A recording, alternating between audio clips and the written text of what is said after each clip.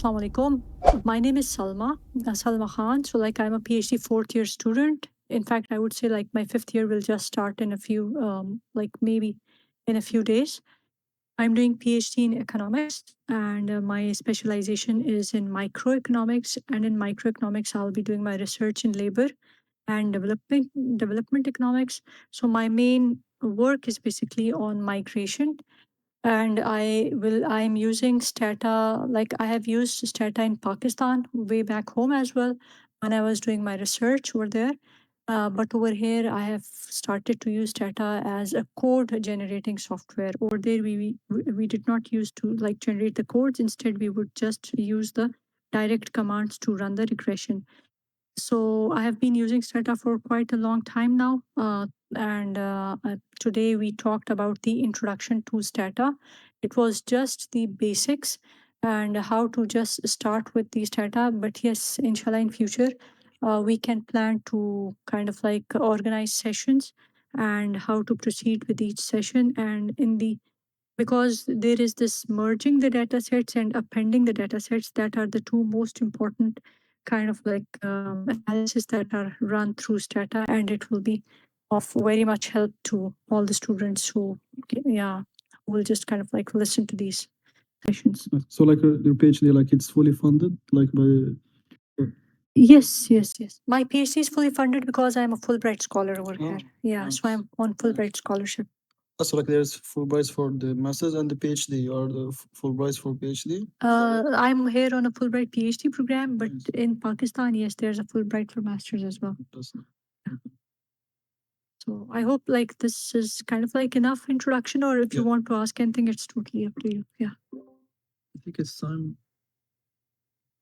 Thank you. My name is Salma Khan, and today I will be kind of briefly introducing Stata.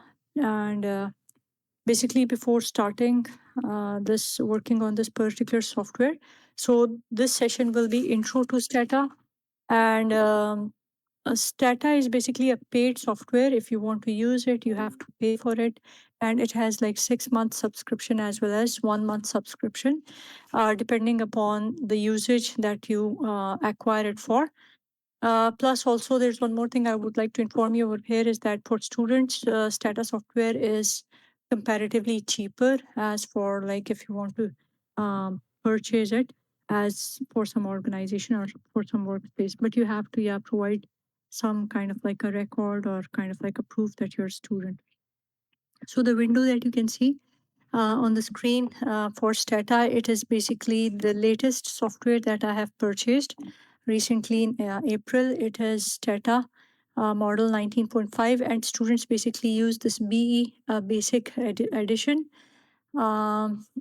Let's now start this. I mean, when you will purchase it, it will give you your serial number, your license, and there are some other information as well, which is shared with you on the email.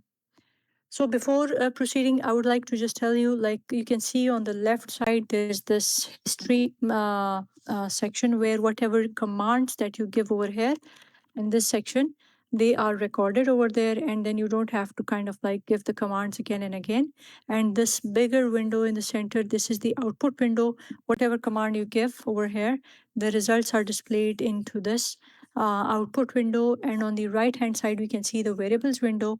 Over here, we will get the information about the variables, how they are coded, and a brief description given under the label. But still, if something is not clear to you, you can just come down over here to the properties, and it will tell you about the type of variable and whatever kind of format you are using. So yeah, as I already mentioned, that it will be a very brief introduction.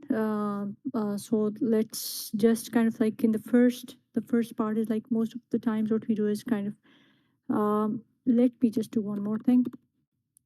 When you want to write something and that is not a command, you have to we have this forward oblique, and with the start with this star sign, when you do like this, you can see the entire document has turned green. It means that this document will now not run as a command.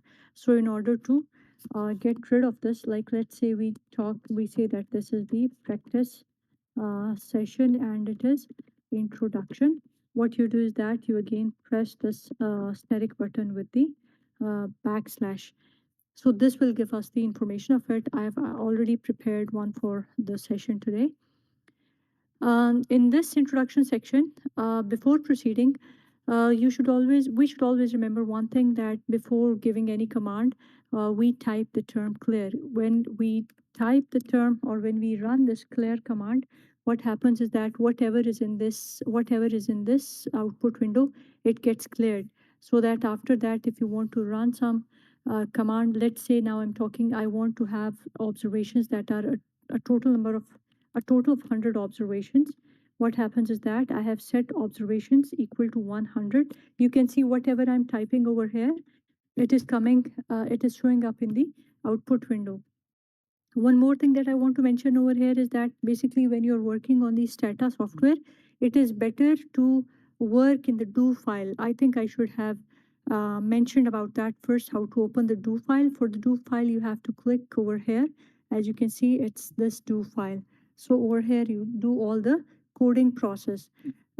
If you want to work on Stata as kind of like, if you want to work more professionally on it, it is always better to type your commands in the do file instead of typing them over here in the command window. The reason is this, because when you're typing over here, you may get lost in the track of having these commands. So it's always better to have your commands in this proper do file and keep on saving it.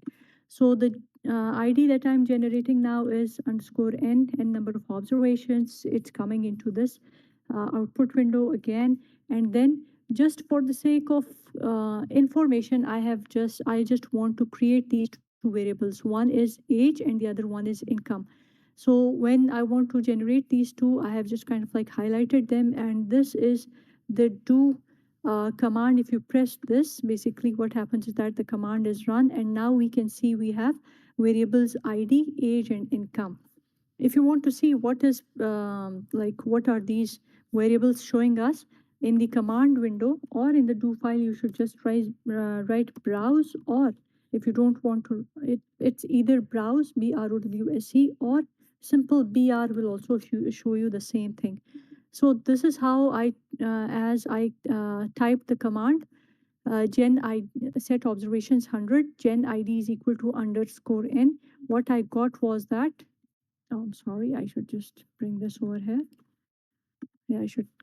So I have now 100 observations with me, where I generated age, it's all random, and the income, that is also random. So I would not go into further detail of why is this age between 20 and 27, and why is the mean 50,000 or standard deviation 10,000. The reason is this, that I think maybe it will deviate from the main thing that we want to study over here, that is how to use Stata. So before proceeding further, again, the best thing that you should do is that right clear in this do file and run it. What we do is that you can either press on this, the one at the top right, do command. Again, everything is cleared from the variables window. Or another thing is, like, if you press command, I'm using MacBook, that's why I'm telling you those shortcuts. It's command, shift, and D button. So we have two types of different data from that is built in within the Stata software. So if you want to generate that data, you type sysuse, that is system use, then auto, whatever data file that you want to get, we write auto with it over here, is that it will auto generate us the data for us, and then this clear option with us. Again, what we get is that we get data that is present in the Stata software, and it is giving us these variables and their values. I'm just kind of like typing browse again over here to show you that this is the entire data that is generated from the system.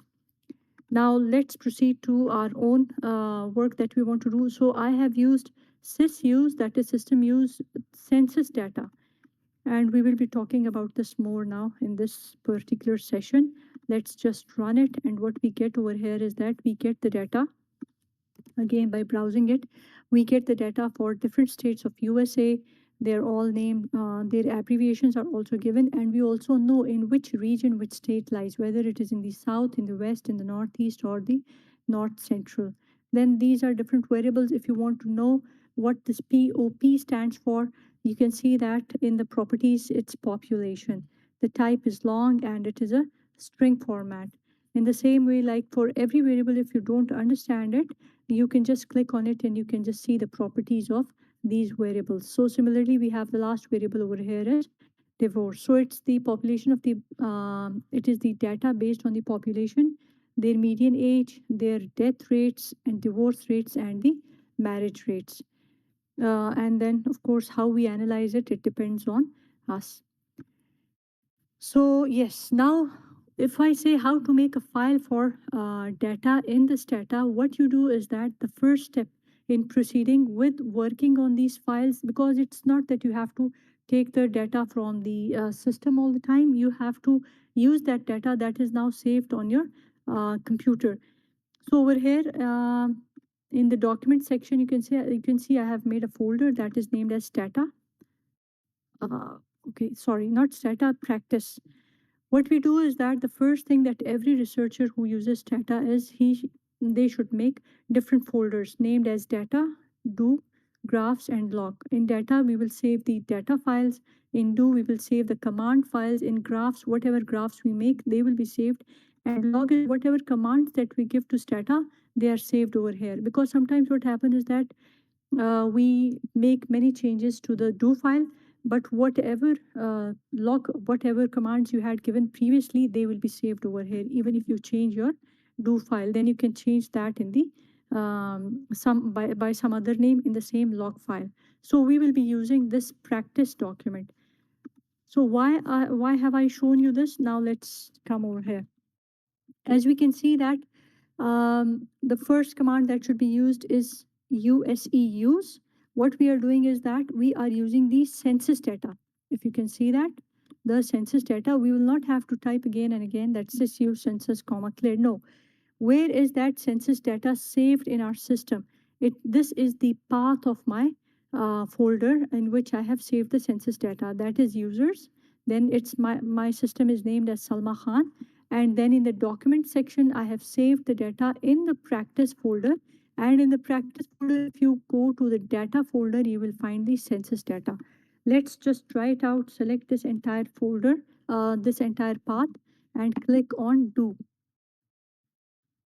You can see that it has appeared again. If by any chance it does not come up like this, it will give you an error of invalid success, invalid syntax, or the data not found, or maybe it can give you different types of error, and that error is written in some red color. So I just kind of like used this command. Now use the entire path name and then comma with the clear option. Clear, why clear?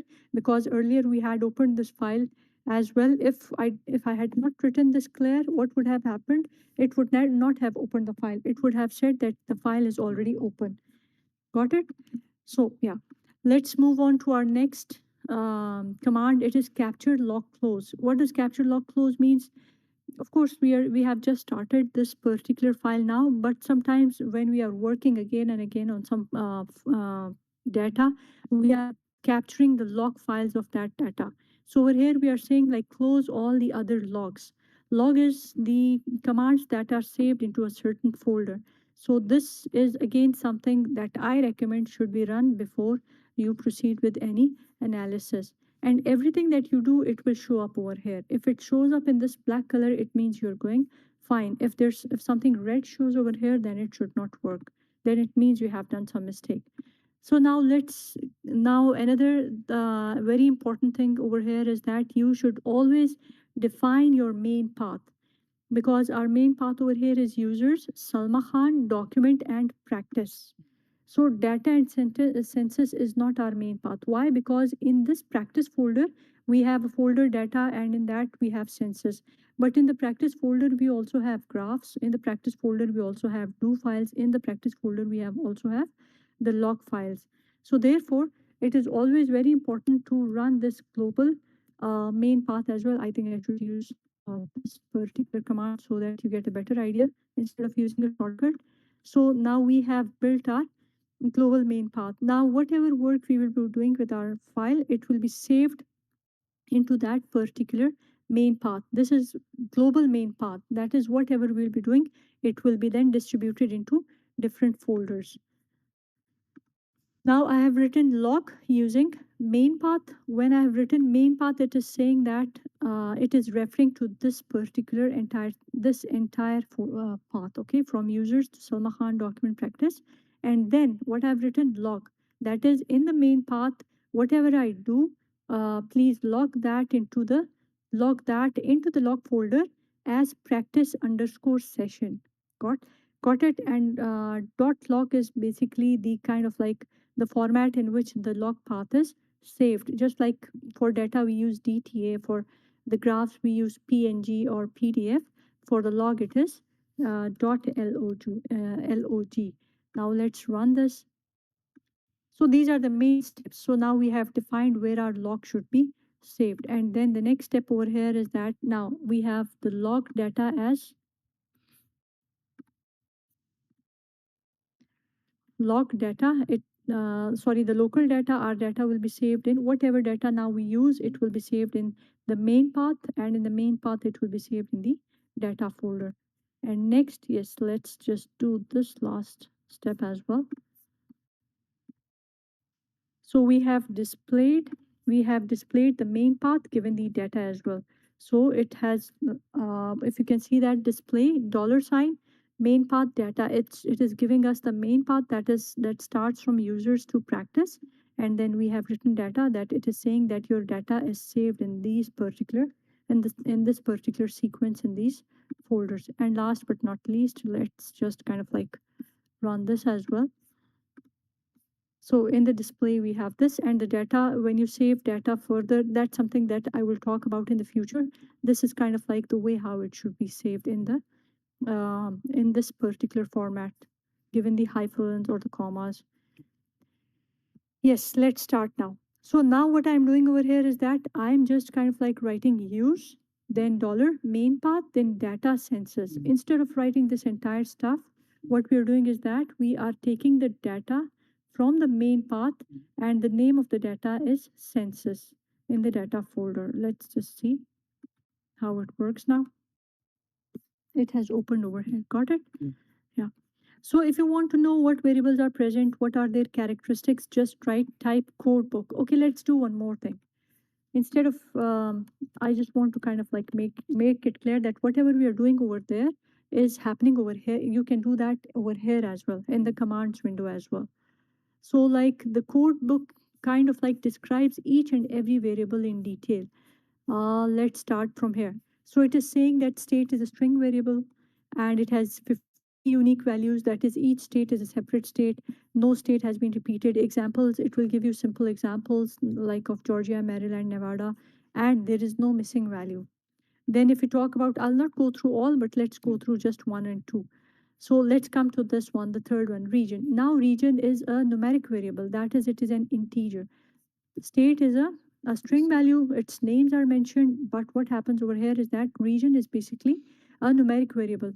If we just come over here, let's see this thing. Now we can see that region is written as south, west, west, south. So how is it numeric variable if it's kind of like written in this format? It means that these are basically the representatives of the codes like 1, 2, 3, and 4. That's why they are numeric in nature. I'm trying to be very much, because as I'm saying that this is the introduction part, so I'm trying to be clear in everything so that, yeah. So then we have population. It's a long variable. Why? Because we have kind of like a range of different values. The population of some states is as low as 4,01,851 to 236,67,902. So it's kind of a long variable, and then the unique values are again 50.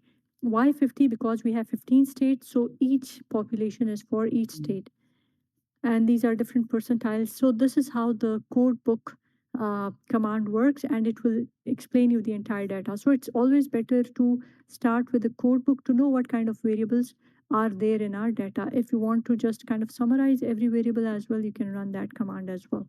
It's kind of like again describing each variable given their mean, standard deviation, minimum, and maximum values. In this, what we can do is that the most kind of like helpful thing would be to explain us the median of the death rates or the marriage rates or the divorce. I mean, like in state and the region, it won't be that helpful. But yes, it summarizes the entire data in just one table.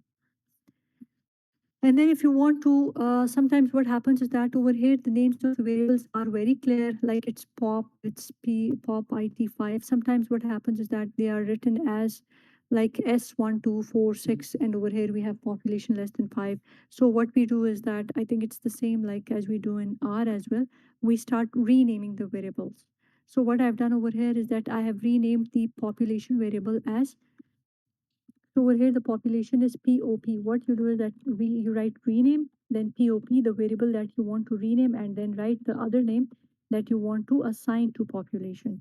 Now we can see that the name over here has changed. Yes.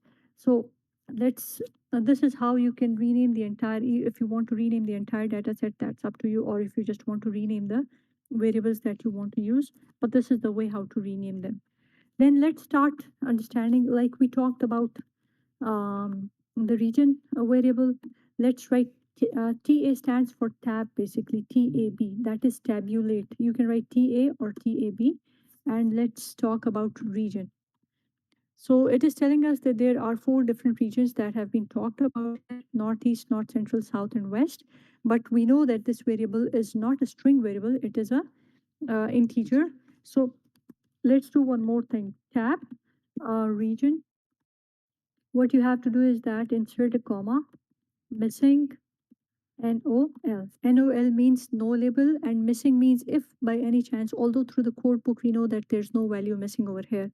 So no label means that instead of having these labels, we want to know how are they kind of like represented in the data. So basically the integer 1 is for Northeast, 2 is for North Central, 3 for South, and 4 is for West. This is how you can get the idea of that. Okay, if the variable is kind of like integer, but the string values are given over here, how to understand that what are the numbers assigned to them? Simply tab that variable, comma, missing. Over here I'm just writing missing. I mean, like, this is the system generated data, so it has no missing values, but in real life we know that there are many values that are missing, so it will also give you that how many values are missing over here as the 5th option. And plus, yes, last but not least, the main thing is that no labels mean it will tell you 1 is for Northeast and 2, 3, 4 for the other states, respectively. So now let's kind of like understand the this variable that is region, and then let's try to analyze its behavior as well. What we will do is that we say that let's generate. Now I'll try to kind of like type all these codes in the command window. So what we do is that generate locality is equal to empty. What we want to do is that we want to understand these regions now. Okay. So the first step we did is generate locality is equal to empty, and click on enter. So another variable has been generated as locality. And if we come to this particular data browser, what we see is that this is the locality, another variable locality. Now we want to understand how it works. So what we have done over here is that we know now region 1 is for Northeast, yes. So now let's say replace locality is equal to 100 if region is equal to 1. That is, if region is equal to Northeast. If you write NE over here, it will not work. Why? Because this is an integer variable. So the command will only be run if you take this particular value instead of this one. Similarly, okay, let me just show you one more thing over here. Now we can see wherever it is Northeast, it has been replaced by 100. And then let's run the other 3 as well. Replace locality, it's totally up to you, whatever numbers you want to give. I have just for simplicity made it 100, 200, 300, and 400. And then if we move over here, we can see that now we have another variable locality. Instead of analyzing it through the region, what we do is that we have another, you can also do it as region underscore US. You can also, like, people sometimes prefer to keep the name same and then add some additional name to it, like region underscore US or whatever whatever seems best to you. And then I have over here, just for the sake of understanding, uh, kind of like talked about the age variable as well. Let's come to tab and age. Where is, yeah, median age. Click on this. Yeah, we can see that over here, yes, the values are all median, but it's kind of like a very big table. If you want to kind of make it more clear and understandable, or if you want to kind of like group people into the age groups, what we do is that instead of having this big table, what we do is that we have now kind of like we will generate another variable. That is, instead of having a median age, we will have generate age is equal to empty. I hope in the recording we can see that for empty I'm using this full stop sign.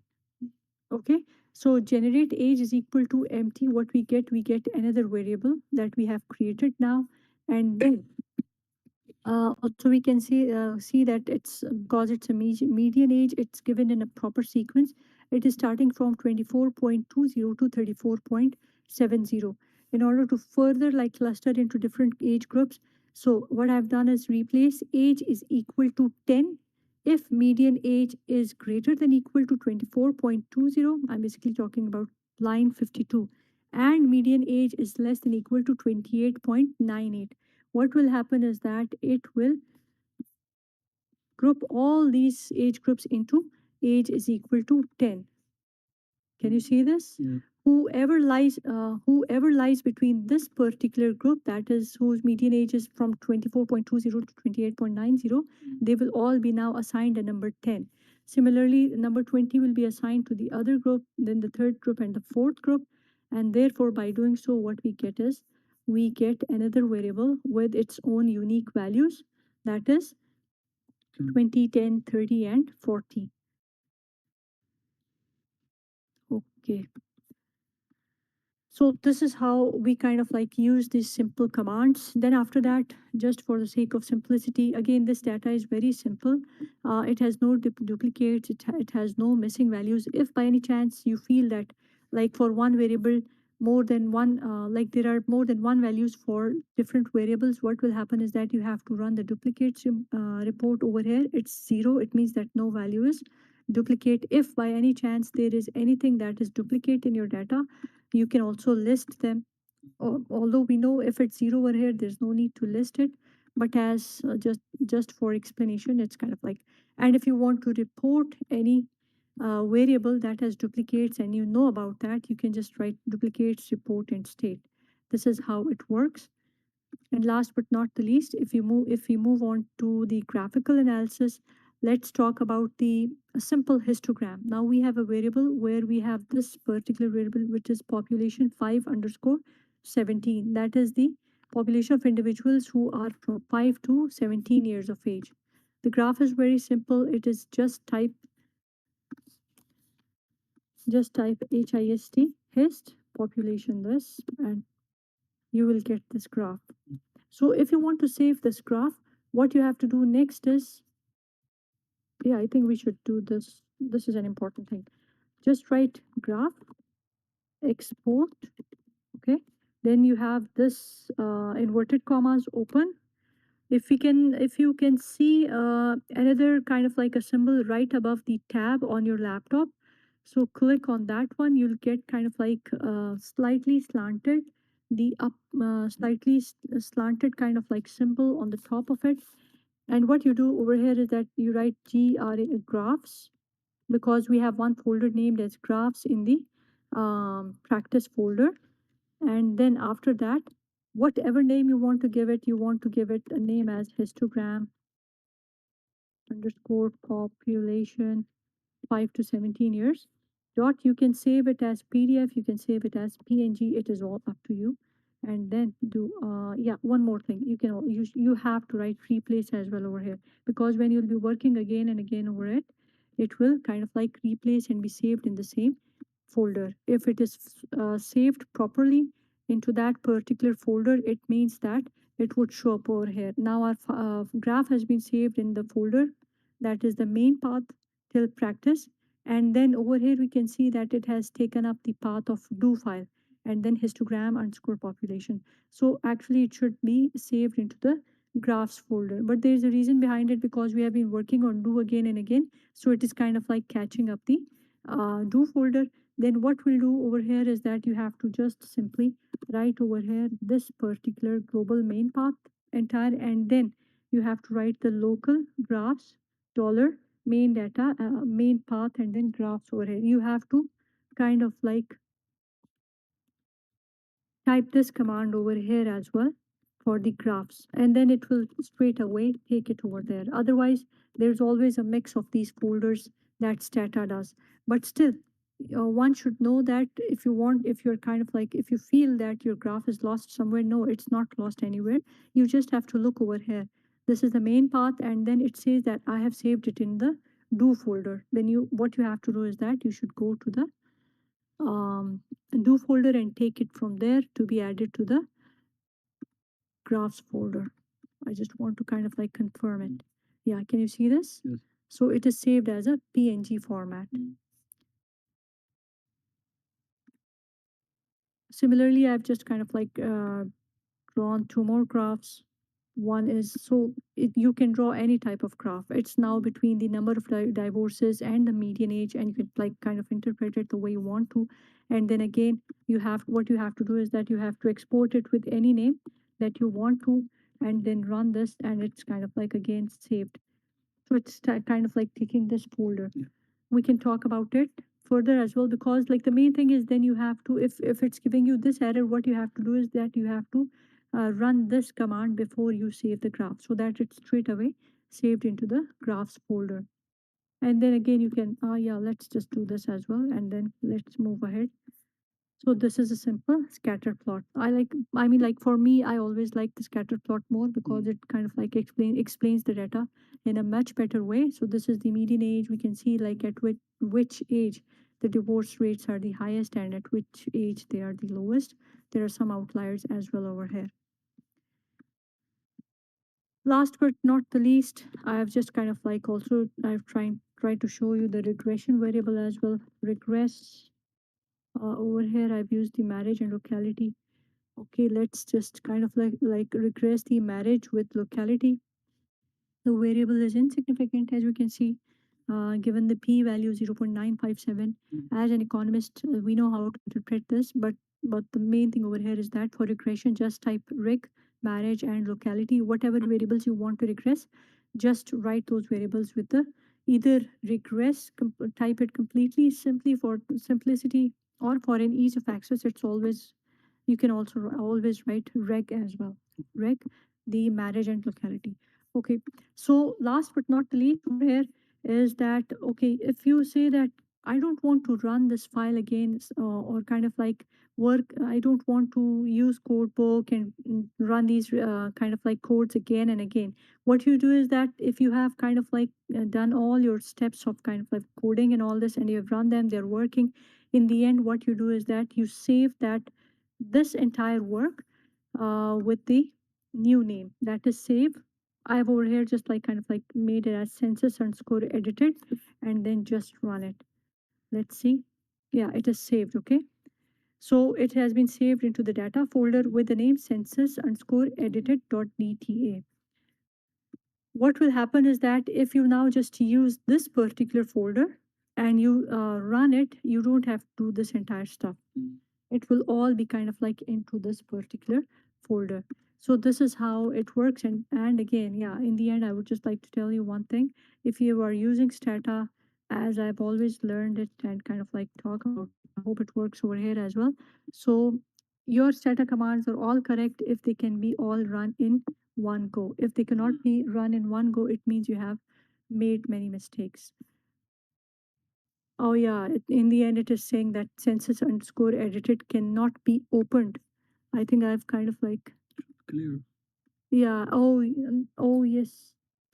No. It should not be clear over here. Yeah, actually, it is saying that it cannot be opened because I've kind of like, yeah, opened it over there as well. But let's just do one more thing. Yeah. So it works all in all. Okay. So this is how Stata is all about, and yeah, this was a very brief introduction, and we can plan out a second session, like maybe a week or 10 days before, so that I have kind of like some stuff to share online because, as I said earlier, I thought it's only in person, so I wanted to show you my entire work. But yeah, this is something that we can share with students easily. So, like, what kind of projects do you work on with the, like, do you use data science to, for in economics, like in general? How do you do the work? So like I'm basically working on a very heavy data set that's like kind of like for 850,000 plus 850,000 plus people and households. And again, I'm saying it is heavy, but kind of like it's not that much at all because people work on the millions of observations as well. So Stata is a very strong and powerful tool in that regard. And also, there's one more thing I would like to talk about over here, and that is like suppose you have two different data sets. One is this one, and there's another one which also has the data about the state and the region of the country, but like it does not have these population and these variables, instead other variables. So if you want to study those other variables of the same states and the regions that are present into that other data set. The best thing about Strata is that it merges the data in a very kind of like a better way, and then the results that are analyzed, yeah, you can analyze variables from different sets of variables by merging them together. So personally, I have used R, but not that much. I think Stata is a much better tool for merging the data. Yeah. So like, how do you think like how can we like analyze this data very well? Like what should a person learn to have like good insights? Uh, uh, so like it's kind of like I mean like the type of data that you're talking about. So I'm working on the household data. Again, as I said, it's kind of like a very detailed data. So you can use any kind of data on it, whether it be a string data, a numeric data, or I mean like if you want to just understand what kind of it can give you all these type of analysis. The latent class analysis, IRTs. One more thing is, if you have kind of like talked about these different def approaches, have you started that? Difference in difference, yeah. So yeah, you can use it for that as well. I like people use it, and it's kind of like very effective in that sense as well. But I know R is also used for that purpose as well. Yeah, but this I have just opened this to show you that you can run all these kind of analysis on Stata. Yeah, you can use any kind of quantitative data onto it, but I don't know, I'm not sure about it, but I don't think it's a very good software for qualitative data analysis, a pure qualitative data analysis. Yeah. So Jawad, are you still with us? uh I mean,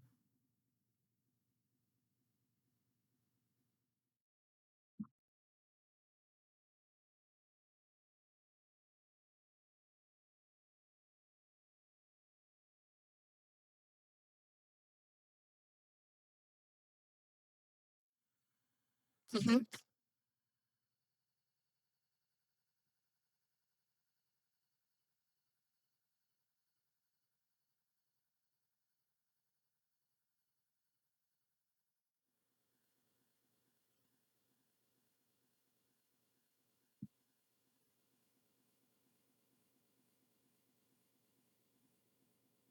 Mm.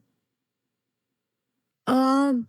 Oh, so I mean, like, there's on the advice is like as far as I know, Stata people don't use Stata too much because they think Stata is kind of like a difficult software to use.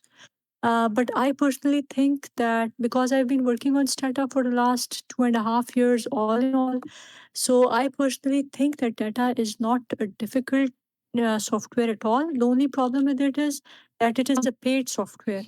I mean, like you have to pay for it. But if you start to understand how the code process works, I personally now like Stata way so much that I kind of like am always ready to pay for it as well. Otherwise, I know it's not that easy to pay for something again and again. So my personal advice is that it is not a difficult software at all. It is not that because even when I started working on it. So many peers, like people I know around me, they told me, "Why are you using Stata? It's difficult.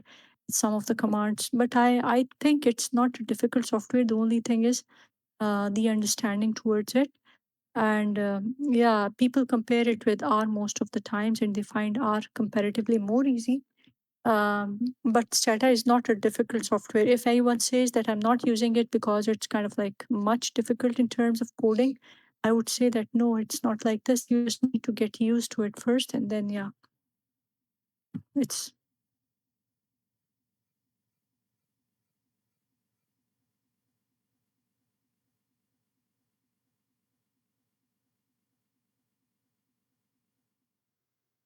I think nowadays people are more inclined towards Python when they talk about the workplace, kind of like workplace opportunities or people in the computer programming. They are also more into Python.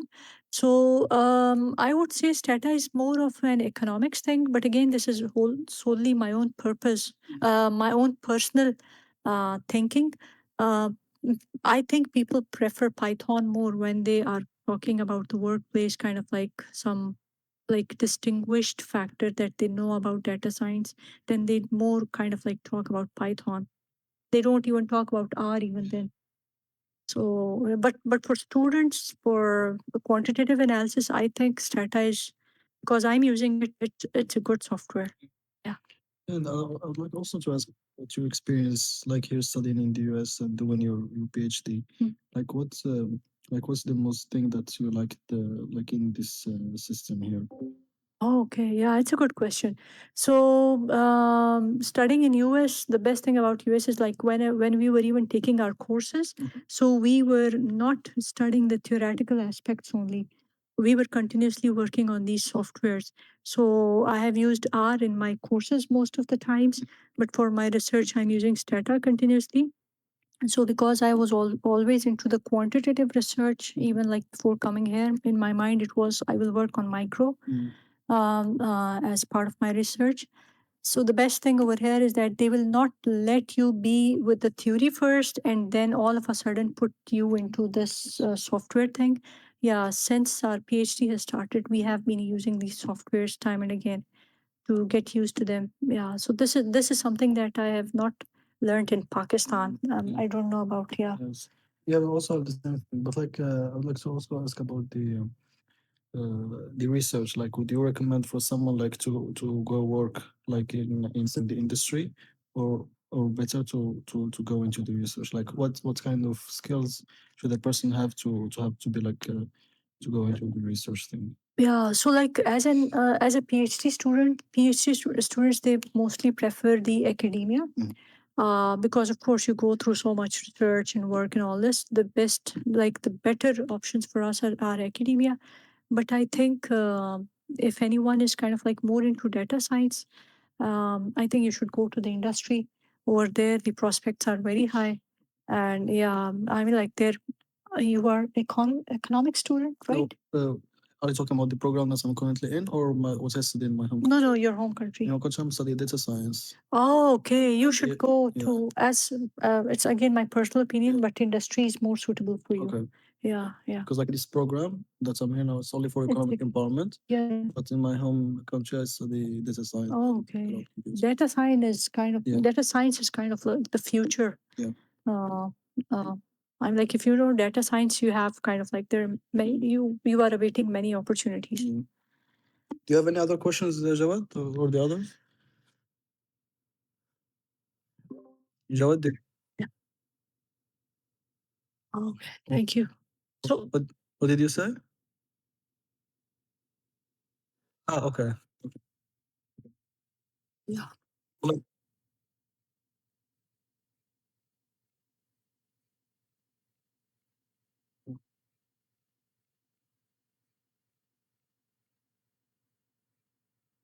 session. Then after like giving enough time for preparation, you can get like more in depth about this program to learn about it more. You said like you studied macroeconomics. Do you know Atul? He taught us. He's in the Eisenberg school. Which one? Atul. He's an indie professor. Oh, no. You don't know him? Actually, yeah, we are not connected to Eisenberg Oh, as okay. such. If you are taking some courses, that's a different thing. Yeah. But yeah. I thought like so like you're not connected to the Eisenberg school. No, I have not So taken. you study here in UMass and Yeah, actually, we are kind of more into economics department and the okay. res econ, Oh, resource okay. economics. Yeah, Okay. but there are some students who are taking the classes in Eisenberg as well. Yeah. But I have not taken Okay. that. Okay, thank you, Jawad. So we can continue. Thank you. Have more such lecture, inshallah. Yeah, inshallah. Okay. Okay, see you again, See you. inshallah, next time. Okay. Bye. Bye.